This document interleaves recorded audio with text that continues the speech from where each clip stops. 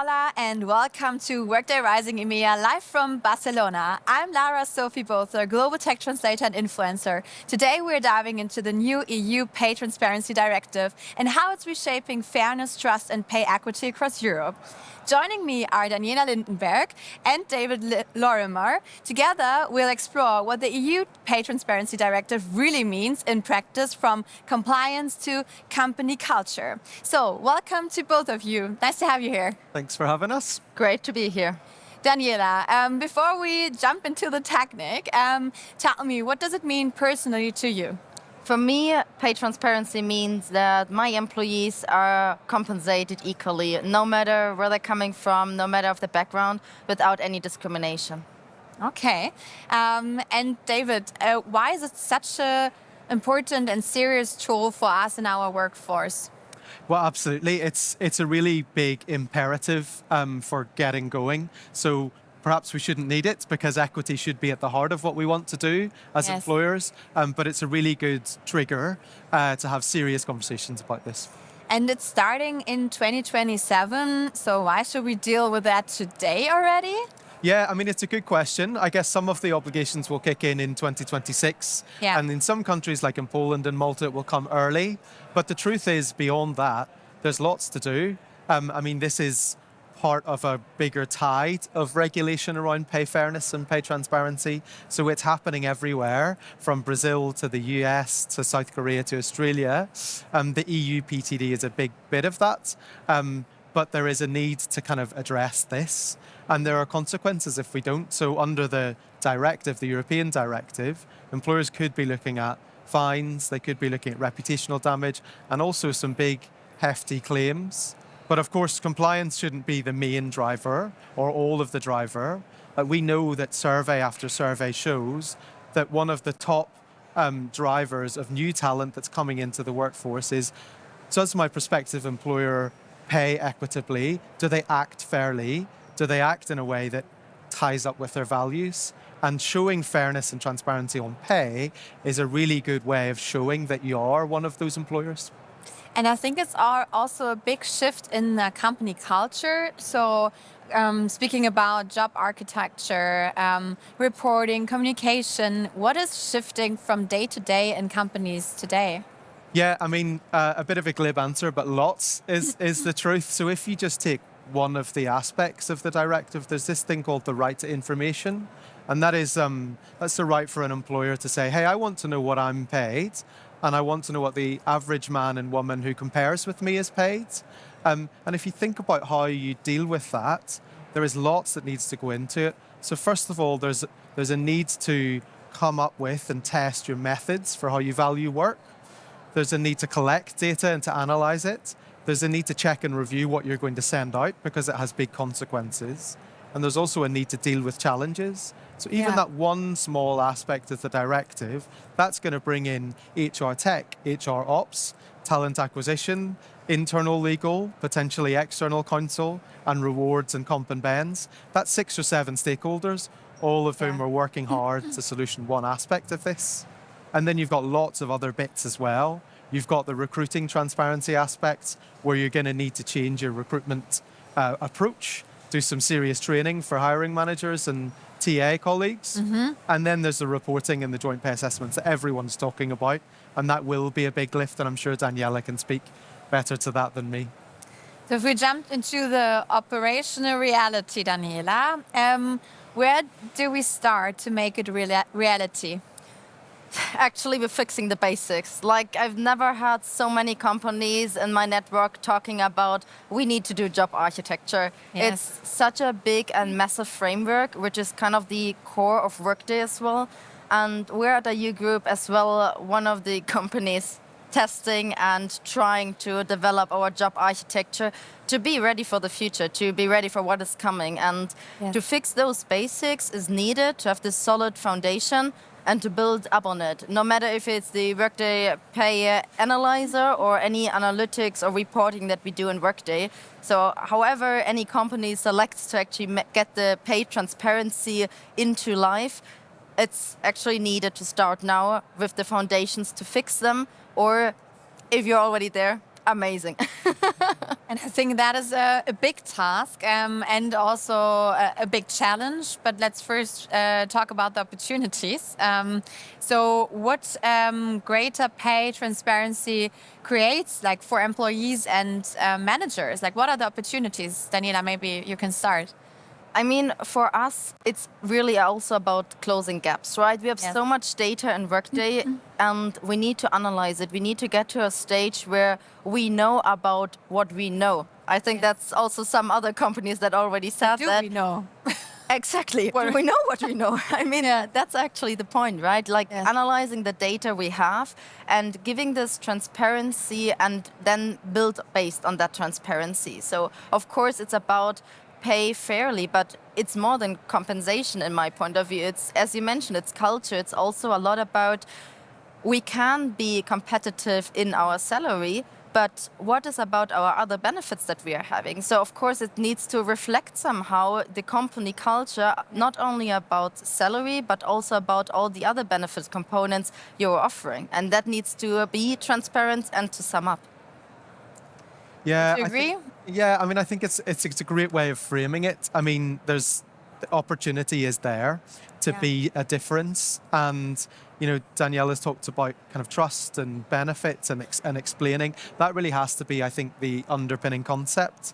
There's a chance here for employers to show that they live the values they ascribe to, the values they talk about, in a way that matters most to employees, in a way that impacts how they're treated when they're sick and what pay they get. So it is a really good opportunity to do that, but it also really requires you to make better and fairer decisions going forward, which is a really good thing, but also to test your explainers, your justifications for pay, looking backwards. And the happy coincidence of that is that should head off challenges at the source. That should mean that you're getting less friction when it comes to conversations about pay, and that you're better able to defend any claims when they do come in.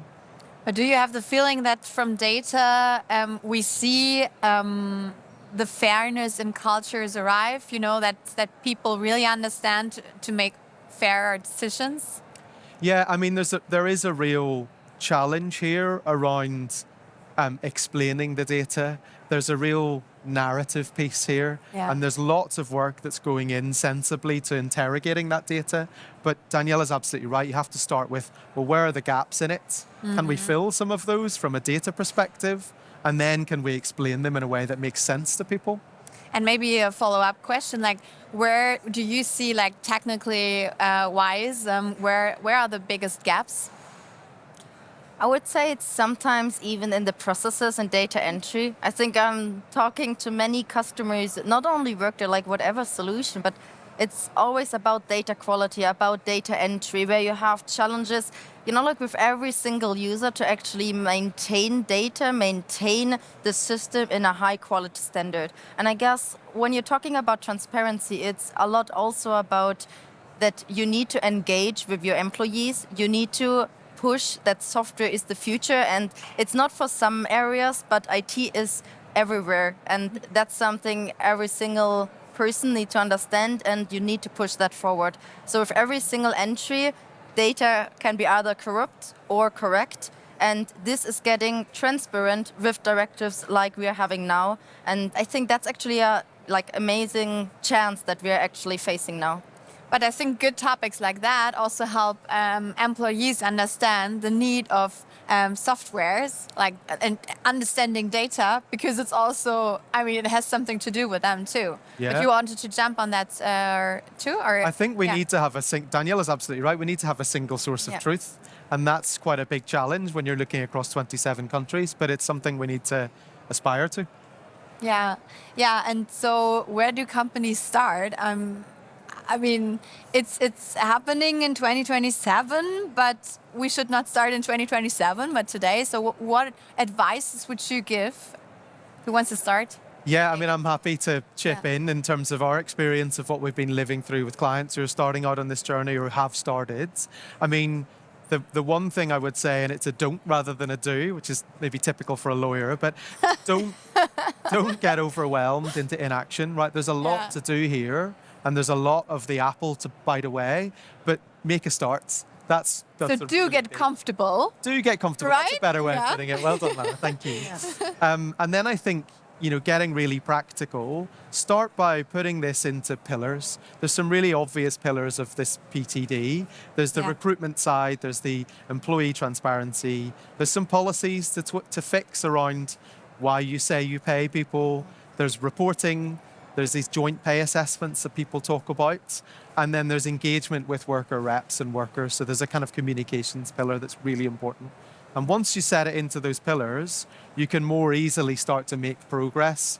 The other thing I'd really highly recommend is just having a scan at what's available on how the member states are implementing, and in particular, which ones are going early. So I mentioned earlier that Poland will implement part of this from Christmas Eve 2025. Okay. So there is a need to get on with it there. Malta has already They're present, huh? it is a great Christmas present, absolutely, but it brings the subject into the present. Yeah. And then I think to Daniela's space, the systems and architecture for valuing work, for recording the reasons why you pay, that's a really important priority too, isn't it? And I mean, from a company point of view, you should never forget that it's not an either or. It's not IT or HR. It's not that any single department can push this forward on its own. Yeah. And I guess it's also there a big chance for every company to grow together. And I mean, we are Workday platform customers, so we have finance Workday and HR Workday. So we anyway really need to closely collaborate between areas that earlier days never spoke to each other a lot. So we are pushing this with being Workday platform. But on top of that, we need to have like every single employee supporting us in this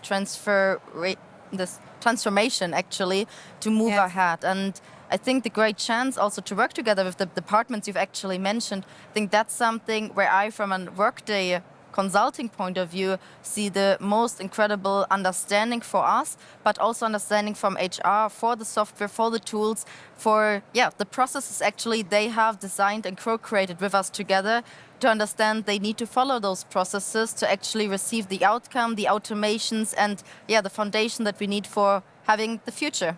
Yeah. But if I take a look at HR people and IT people, they differ so much, right? Like, how do we do? Huh?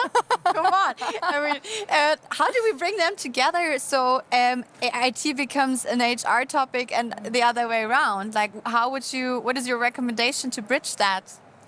Having a lot of understanding and really meeting together. Like we have an HR digital team at IU, which is focusing on processing, testing, communication, and we have the Workday team that is actually supporting the technical side as a platform. But we're having workshops together. We enforce communication to the key users, but also to the end users to ensure we need to understand them, they need to understand us. And of course, there are like even some more technical people, like building integrations where the translation between HR and IT is getting more and more complex.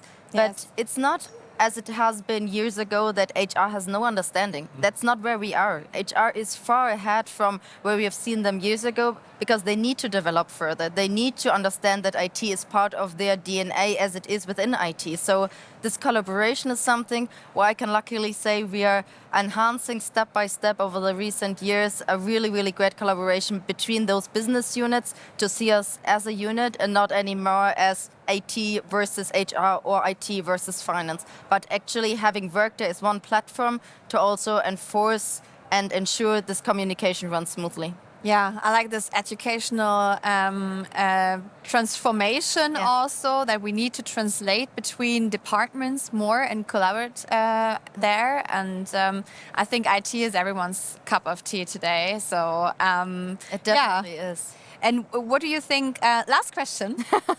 What will the EU directive change concerning the future of work? Like, how will the future of work be in 2030, for example? Yeah, I mean, I'm potentially not a hugely bold predictor, but I do think the directive is going to be a legislative influencer, so the Mr. Beast of regulation, if you like. I think what you're going to see is that lots of different countries adopt a similar standard, and we've already seen in the UK that they want to move towards that. But kind of maybe zeroing out a bit beyond that, I think more broadly we're going to see change in expectation. I think that we're shifting from a model of, well, I think I might be paid unfairly, but I don't know how to go about that, to I know, I have an expectation of transparency and equity by design, so I know I am paid fairly. What do you think? I do think that it's a start of change and moving forward in many ways. It's not only a future of work because of this directive, but of giving transparency. And this is where we are heading with so many developments nowadays. EU Pay Transparency is one thing of those in regards to compensation. But if you're thinking about the opportunities with AI and agents, transparency is getting more and more everywhere around us. And it's not anymore possible to say fake it till you make it, because it will be transparent. So don't tell. Yeah, so it's somehow you really need to focus on your strength. You need to communicate clearly, because otherwise, like the war of talent, we are like, I'm hiring Workday consultants, so therefore it is a hard war of talents in so many areas, especially of course in IT. But if you're getting there and if you're communicating clearly and you're talking fairly to the people, it's good for your brand, it's good for your reputation, and it's actually, for me, the long-term success you can have within a team, but also overall for a company. So let's close it with a sentence. Please finish my sentence. The future of work with the EU directive will be more transparent and fairness by default. Thank you so much, Daniela and David. And thanks to those tuning in. We hope you found this conversation insightful. Stay with us for more from Workday EMEA Rising.